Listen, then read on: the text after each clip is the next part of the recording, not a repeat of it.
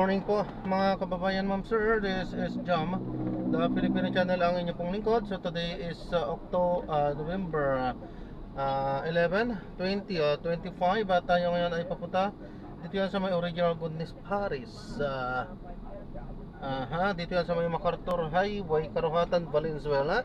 At dadalhin po natin yan sa may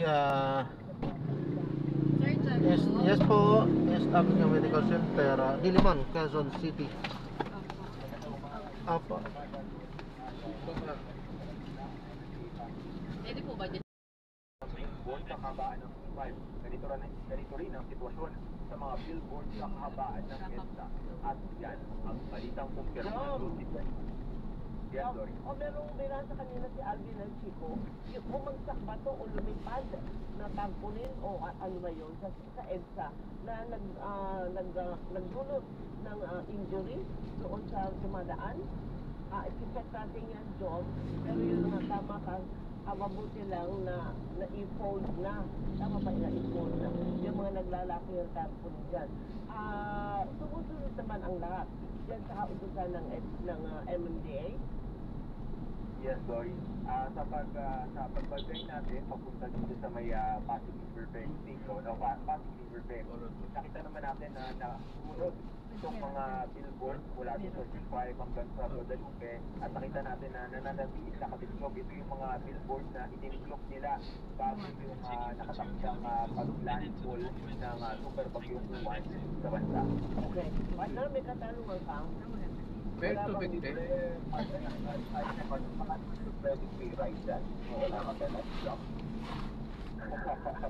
Robert, wala sa ngayon dahil wala I-check lang naman yung mata mo, di ba? Ni Doc. Sir, kung meron pa sakay para dito mga nag-cover na super bagyong Uwan. Oo, kasi pati sa mga bigyahe dyan, may palibre tayo for today. Oo nga. Video, ika-andra, di ba, partner? Kung hindi naman, sagutan ng partner, di ba, matahin nila. Sige, ako na bahala. Pero alam nyo, Robert, at Dory, yung nagbigay, yung nagbigay ng Bigay ng mga paalala. Pagunin mo na yung to. Lagay mo sa bag mo. Kumusta po ngayon ang sitwasyon Tubig lang. ng ating Bunton Bridge? Ako yung sa NKK ay mahaba-haba din. Mahaba rin na. natin ngayon kung mabot ka ng pero napag-usapan po namin yung PNP na yung dapat hindi basta makapuha dapat rightness, legalidad at abot kaya laging isa to may right dapat yung abot kaya, pero legalidad, rightness, sa quality, check sa affordability. Mag-marry ka, maagap ka. Nagayang pa lang ang anak. Alam mo na, aagapan mo agad bago tumala ang sore throat o lumikit ang tema. Bigyan siya ng Promise for Kids. Ang pang-agap ka pa, aming siya. Ang generic tingong shopping.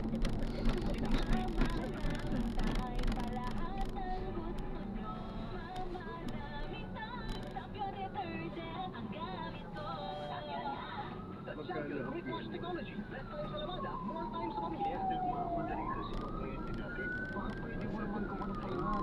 Sinad ka mong sa'yo. Hirap yan, sir. Ayoko rin ma-involve sa mga ganyang harang-harang. Kasi ng Pinoy, ang Pilipino. Hello. Nakalis ka na?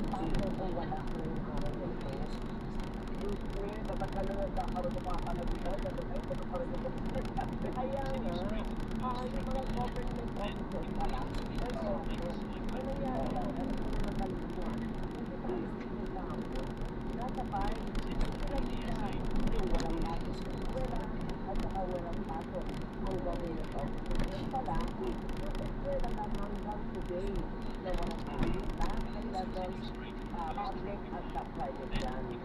Ayan. Kasi matinaw yan. And for sure na bukas lahat na ipasok. Ayan na.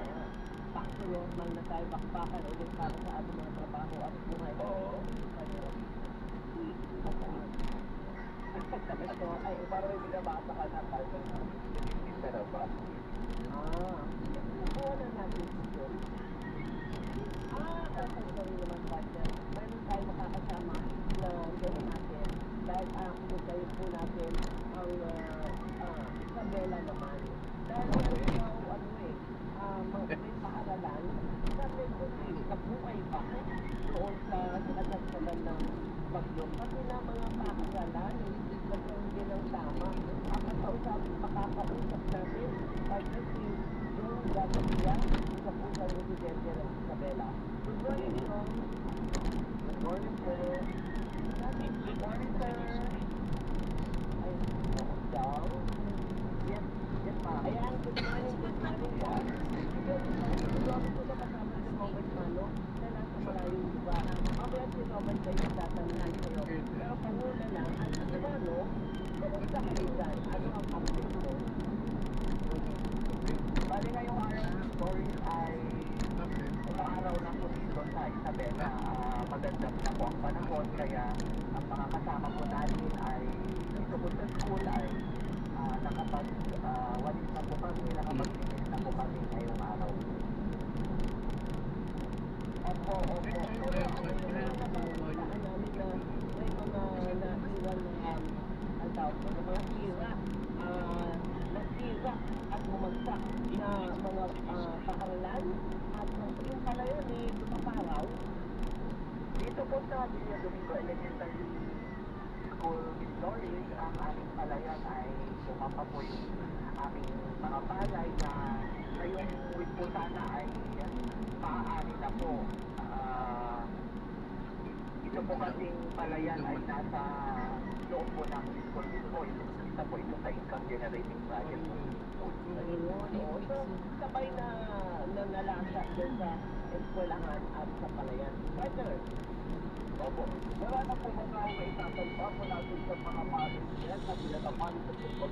At saka naman po, pwede pa tayo makita ang sabi ng mga po. Kaya hapon. Pero di ba rin nakakita na oo nga po, sir. Meron pa naman po, kaya po na may mga maaari pa naman po. Pero inaasahan po natin na mga nasa 15 kaban po na aaswing natin ay mag-trip down na po yun dahil po na lumapa po yung ating mga palay.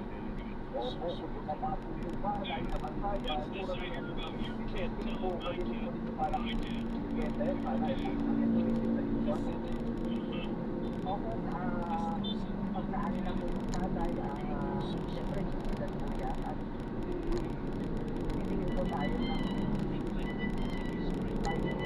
mataas po na presyo kahit pa paano pagbalik po yung kapital ng ating natin para may pundan po yung palayan. Opo, yung partner diba, matuloy na po alam sa pagkakapal na may kapital yung kapital pati na naman napakalmakot. tama. At kung partner, yan ang mga kinakaharap nyo ng malaking problema ngayon. Hanggang ang mga kawin-kawin na isalan ko na hinahanap nila. Ito ba ay ibang mga yan? Wow, ano pa yung ibang mga concern nyo dyan? So far po, sa Bela po ngayon, so mga kaagadanay po, mga ilang barangay pa anak po ang na-restore ang power supply po. Kaya dito po sa school po natin ay wala pa po kuryente po hanggang ngayon. Kaya mahina po, wala pa po tayong mga internet connection. Kaya Wala, tubig po. Ang tubig po na gawin po ba? Kasi yung mga sinasabi sa araw-araw, okay naman po dahil ang source po ng tubig dito at ating Papwell na Kadagwell. Partner, siguro pangulo na lang, baka may manawagan po kayo na yung tulong o ano pa po yung maibigay sa sa inyo. Kasi kung maaari naman partner para sa inyo, tulad sa karuling palayan sila. Pero kami makalumatag po kayo. Ang aming palayan po ay pinagkaisahang pundar ng shared distribution kasama po ang mga family, gayon din po ang barangay official family. Nung nagpatalim po kami ng palay ay pinagtulong-tulungan po yung financial na magagamit po para dito na nagtulong-tulong ang barangay official sa pamumunan yung barangay captain sa Tropicalang Junior, ang aming faculty naman sa pamumunan ng aming faculty president na si Mag-J.S. Gawini, sa aming mga PTA naman po sa pamumunan ng PTA president na si J.R. Ramos de Villena po. Ang mahirap po talagang umamumuling sa hirap po pag-provide po ng kapital na magagamit para sa aming palayan. Sa katunayan, sa nakalipas na grabe po, hindi po nasama ang palayang ito, kaya nagtutulong po ang mga school community para po magkaroon po ng financial para sa kalutaran ng pagkakaroon ng palayan po namin na maaaring makatulong sa mga programang ng aming paaralan po. Kaya naman, humihingi din po kami ng tulong kung kahit may mga subsidy po sa mga abono, mga binti po, para po sa susunod po na grabe ay hindi na po kami bibili ng mga gagamitin po muli sa ating palayan po. Kasi po, yung hindi na po talaga, yung inaasahan po namin ani po para po sa aming palayan ay hindi na po talaga namin maaaling po yun. Sigurado ako na nakikinig naman ang ating mga otoridad. Antay-antay lang po tayo sa tulong na maibigay. Sana ay mabilis na ano, Robert? Tama yan, sa natin sa isika. For sure, nakikinig na si Jen. Ano ba naman na directly na natin para sa studio dahil natin pag-generating nila yan ang activity sa kanila sa Parkland. Correct. Kaya tayo ay makita doon sa panawagan ng mga taga-Isabela na sila ay matulungan agad-agad. Dahil tayo din po, ma-apektuhan yan kung wala silang pagkasainga ang kanilang pamumuhay. On that note, Joe, maraming salamat sa inyo. Thank you po. Thank you so much po. Magandang mga umaga po. Okay, mag-iwas po kayo dyan. Partner, kailangan lang tayo mag-iwas ng gani. Okay. Wala na susunod. Wala susunod. Pero makakaalis dyan, pero alam ko nagbibilang ko sa araw para, pero kailangan mo yan. Para baby, Basta para yung media, safe ko. Pero kasi doon, okay naman yan. Kasi tayo ang gulo pag pero ikaw, hindi ko pa naman, pag mamula mula. Pero habang ito, nagpapamamula mula, break muna tayo, ha? Okay.